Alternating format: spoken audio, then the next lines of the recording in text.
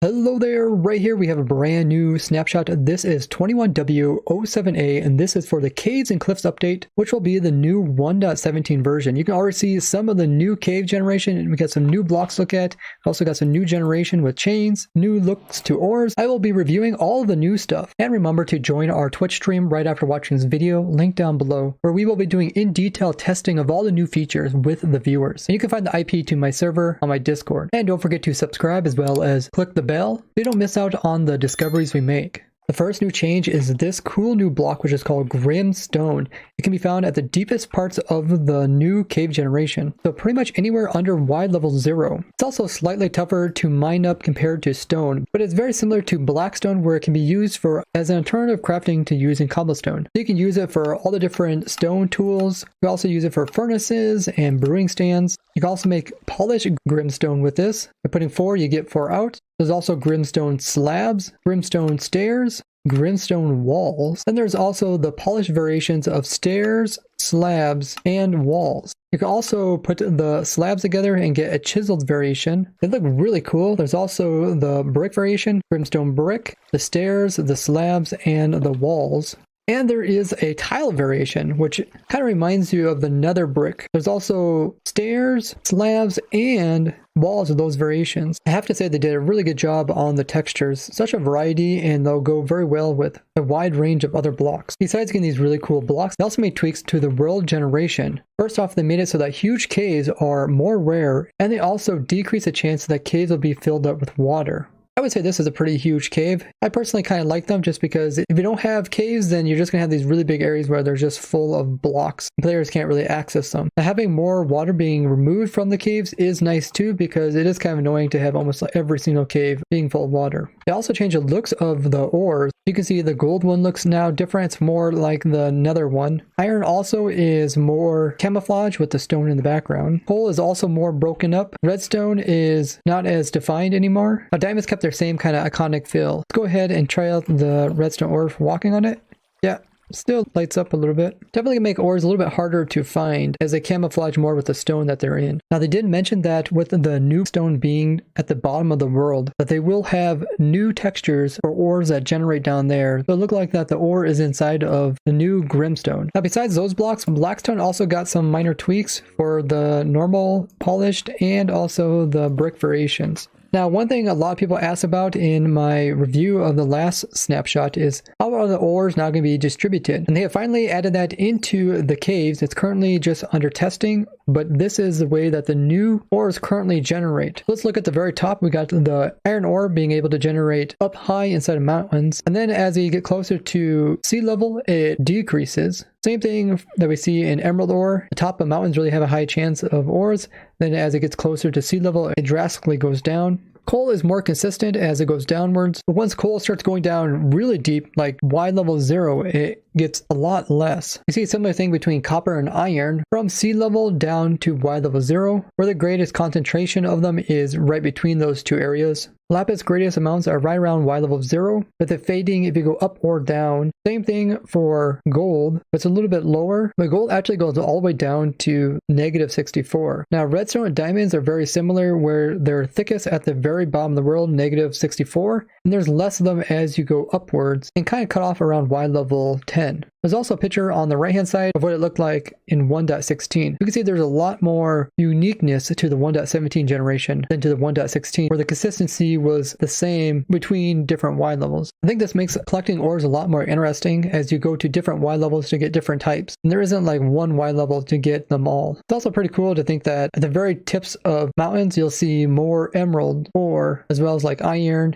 and you can even find coal up there. And one thing that I've been requesting for so long, they have finally done it, which is reorganize the redstone tab. Yeah, I've been asking the developers to do this for a long time, so I'm so glad this has been now done. And they did it just the way I wanted, which was all the duplicate stuff like gates, trapdoors, doors, pressure plates, and buttons are at the bottom, where all the unique stuff is at the top, and the redstone dust and all the main redstone components are at the very beginning. This is amazing. I'm so glad they did this. Next big change is that they tweaked the size and portions of diorite andesite, granite generation throughout the world. These blocks are pretty prominent and kind of stick out compared to the rest of the cave generation. Now there is an exception, which is diorite, granite, and dirt no longer generate below Y level 0. So that means you still will see pockets of like andesite. Here's one right here. I think that's good because that kind of matches with stone, where the other ones don't really do so much. Now last time they changed it so that there will be these support blocks underneath of any mine shafts that kind of hang out over top of caves. They also changed it so that there will also be above support with these new chain links that come down and support it being attached to these fences right here. So that gives some variation, so you just don't have tons of log pillars like we've seen in the past ones. Now it gives more variation. They also made a change to strongholds that will mostly be encased in stone now. So I'm guessing there's going to be less exposed pieces for people to find via the caves. So you can see there's just a little piece here we actually found through a cave, but yeah, most of the caves, most of it does seem to be mostly secured. You can see right here, this is kind of obvious, but yeah, this is encasing the stronghold behind it. Here's another example. Here we got a cave right here, and yeah, so I mean, you should be able to notice this kind of weird generation and know that there's a stronghold behind it. You can see a little bit peeking through, but it will make finding strongholds harder just by walking around in a cave that's near the location where the Eye of Ender goes. I'm excited to check out all the new caves and the ore generation that goes with it. Look at this mine shaft over here cutting through the new stone. But the new stone is definitely coming in with a new atmosphere of kind of more scary the lower you go down into the world, rather than being so consistent from the top to the bottom. This is probably anticipation for the new Warden mob to come into the game. Now when it comes to the Warden and the deep dark biome which he will be found in, that biome isn't going to be the entire bottom part here below Y level 0. So it's not going to be all one biome. They said that there's also going to be like lush caves down here and dripstone caves. The unique thing about the deep dark, it is one of the biomes that can only be found below Y level 0, which makes it unique in that way. They also fix a few bugs in this snapshot. The first one being that vines now once again randomly generate inside of jungle biome. For the game rule player sleeping percentage, which allows you to set a percentage of players needed to be in a bed before it will change from night to day. This was actually not using the percentages correctly, and now it should. If the game rule player sleeping percentage was set to 0, there was a problem with that when the player would click on the bed, it would immediately switch it to daytime and kick the player out of bed without going through the actual sleep cycle, which is fixed in the new snapshot. They also fixed 2 bugs that would crash servers. One of them was one that I reported, which was to do with special enchantments on a bow would cause the server to crash. The other one has to do with custom worlds. Now you can make the world any height you want. So if you would make a world with a height of 2,000 blocks tall, and then you would try to make a bubble column that was that tall, it could also crash the world. There's also another problem to do with the new world heights and beacon beams. They weren't rendering greater than 256 blocks away from the source. So now if you have like a sky base and the beacons are really low, you should be able to still see them up there.